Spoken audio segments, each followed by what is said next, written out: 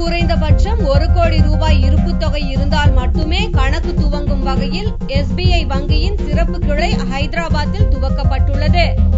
குறைந்தபட்ச இருப்பு தொகை 1 கோடி ரூபாய் இருந்தால் மட்டும் போதாது. வங்கியிடம் இருந்து அழைப்பு வந்தால் அப்படி ஒரு வங்கி கணக்கை துவக்க முடியும்.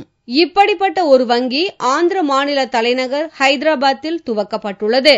கோகினூர் பிரீமியம் வங்கி மையம் என்ற பெயரில் துவக்கப்பட்டுள்ள அரசு வங்கியான ஸ்டேட் பேங்க் ஆஃப் இந்தியாவின் கிளை இது. SBIயின் தலைமை மேலாளர் ஸ்ரீனிவாச பாணிக்ரஹி இந்த சிறப்பு வங்கியின் மற்ற அம்சங்களையும் விளக்குகிறார். This is first of its kind in India for SBI. This branch is exclusively for high net worth individuals.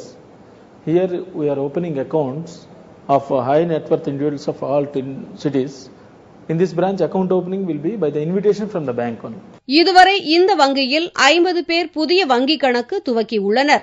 இந்த நிதியாண்டின் இறுதிக்குள் இன்னும் 150 பேர் கணக்கு துவங்குவர் என்று எதிர்பார்க்கப்படுகிறது. SBIயிடம் பல லட்சம் கடன் பெற்று இதர வங்கிகளில் கணக்கு வைத்திருப்பவர்களை இந்த கிளைக்கு ஈர்ப்பதும் இதன் நோக்கம் என்று குறிப்பிட்டார் பாணிக்ரஹி.